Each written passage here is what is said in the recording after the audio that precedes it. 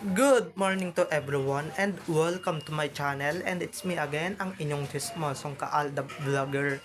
Gusto ko munang magpasalamat sa inyong lahat sa mga walang sawa na tumatangkilik, nanonood, sumusuport at sumusubaybay ng mga content ko here on my YouTube channel. So wag ninyong babaktawan o lalaktawan tong ating content ngayong araw. I'm sure na hindi ninyo pagsisasihan na pinanood nyo ito mula umpisa hanggang hulihan. And syempre, don't forget to share this video. At very interesting tong ating main topic for today's video, kaya pakatutukan ninyo. So, and syempre guys, buuin nyo to ng buong buo, okay? And syempre, don't forget to share this video sa FB pages ng Aldab. So, eto na, dumako na tayo sa ating main topic for today's video. Ganito guys ang natural na ganda ni Maine Mendoza or ng tunay na Maine Mendoza. Hindi kagaya nung nakikita ninyo. Okay? So, ito na guys, watch this. Mamaya papaliwanag ko sa inyo ng buong buo. So, ito na guys, watch this.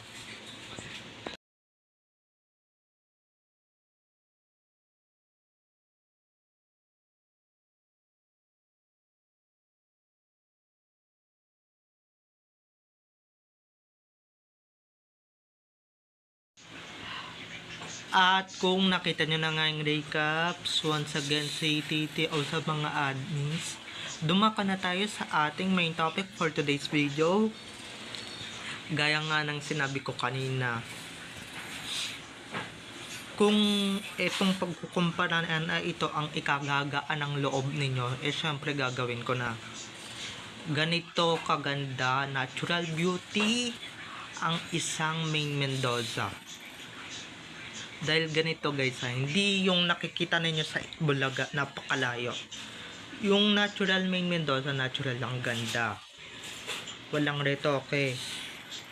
Walang halong chemical ang kanyang katawan. At ito pa guys, syempre may laman yung dibdib. Diba? May laman ang dibdib, or diba may breast tayong makikita. Hindi ka tulad dun sa isang main na napapanood natin, or should I say sa Clowny na napapanood natin doon sa Itbulaga, or napapanood ninyo sa Itbulaga, dahil ako solid showtimer ako. Hindi gaya dun sa napapanood ninyong Clowny, or sa nasusubayan ninyong Clowny, or sa nakikita nating Clowny. Dahil ako nakikita ko yan sa SOCMED kaya sige na nga, dadamay ko na rin yung self ko. So, diba, ganyan kagandang natural na Maine Mendoza, hindi, walang halong chemical. Yung isa may halong chemical na nga, hindi pa rin maganda, diba? Try mo kayang ipa-opera yung bobita mo, ay, diba? Kung may bobita ka, diba? Kung may kung may breast kang ipapa-opera, diba? Try mong ipa-opera yan, kundi mamamatay ka, diba? Kaya nga siguro mukha lang ang pinagalaw, kasi nga, diba? Kasi nga ano siya, diba? Kasi medyo delikado at medyo pero sorry ka na lang, 'di ba? Sorry ka na lang dahil hindi mo magagaya ang isang Maine Mendoza. Ang isang Maine Mendoza is natural beauty. Natural beauty. Hindi kagaya ng Clowny. Ginaya na nga't lahat. Maski yung itsura, pero parang 1/10 pa rin yung itsura niya, 'di ba? Parang hindi pa rin talaga gayang-gaya. Kaya sorry ka na lang, Clowny, kung medyo nalalait ka ng bonggang-bongga. Pero hindi, napakalayo Dito pa lang yung isang Maine Mendoza, Diyos ko, napakaganda. 'Di ba? Kahit nasabi ninyong may kulay ang buhok, napakaganda. Hindi katulad ng Clowny. Hindi ka tulad ng clone eh. Diyos ko, 'di ba? Diyos ko naman, yung clone eh.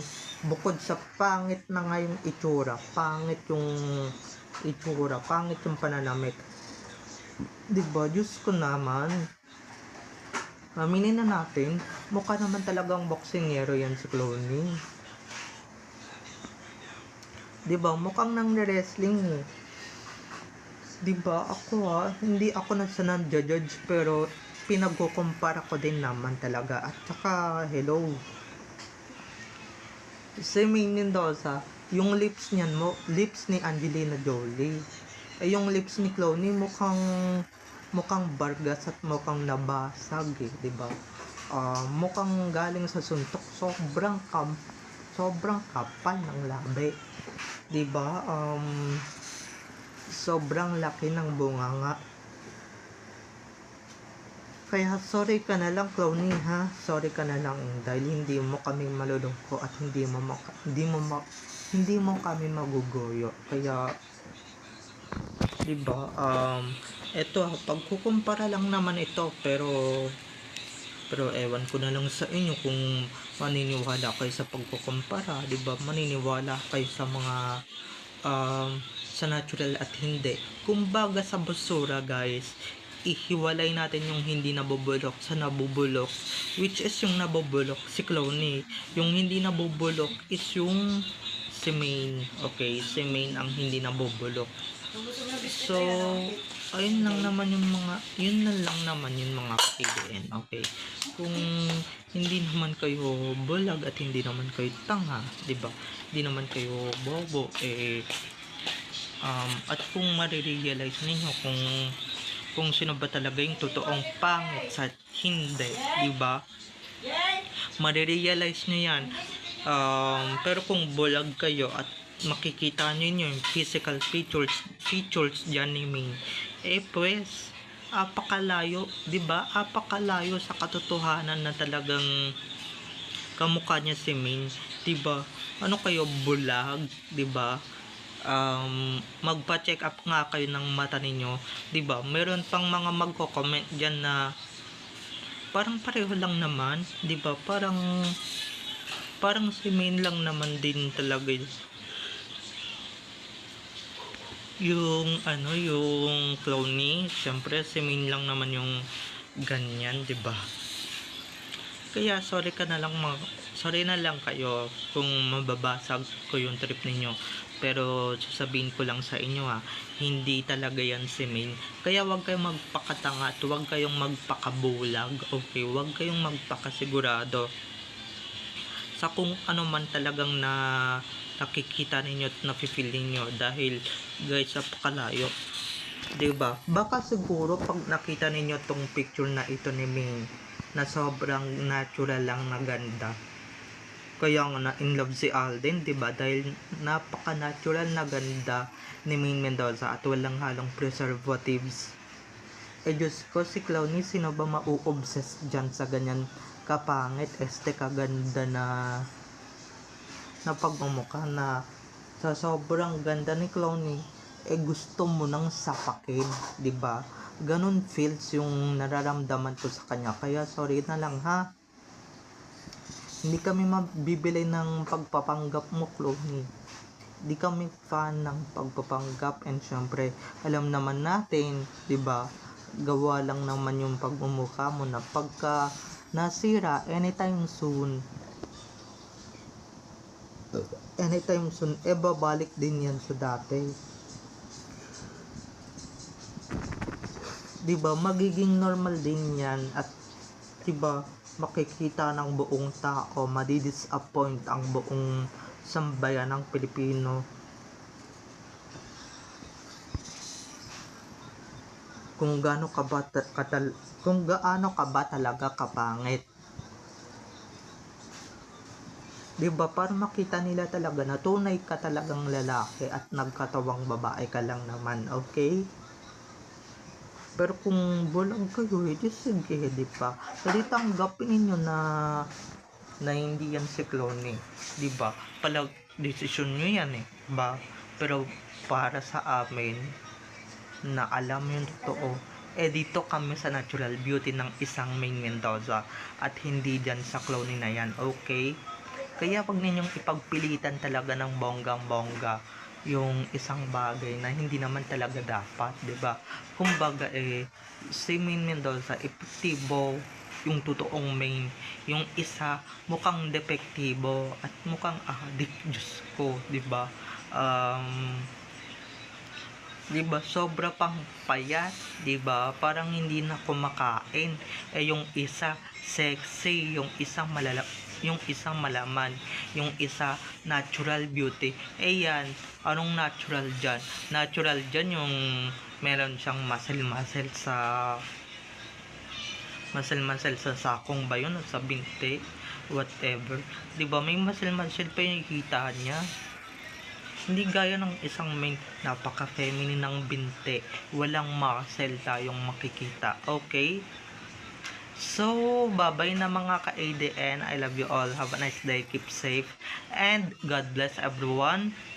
Don't forget to subscribe to my YouTube channel. And syempre, don't forget to click the notification bell para pag nag-upload ako, kayo agad ang unang-unang makakanood ng aking mga susunod pang i-upload na mga videos. Okay, so bye-bye na mga ka-ADN. I love you all. Have a nice day. Keep safe. And God bless everyone. Bye-bye. Enjoy watching. I love you all. See you on my next video. Bye-bye. At isa pa guys, isa pang pagkukumpara ninyo, bibinggo na kayo sa akin, ha? Bibinggo na talaga kayo sa akin. Huwag nyo nang ipagkumpara dahil guys, apakalayo nung nasa litrato doon sa napapanood ninyo or sa napapanood ng sambayan ng Pilipino doon sa isang programa na talagang lugmok na sa ratings. 'Di ba?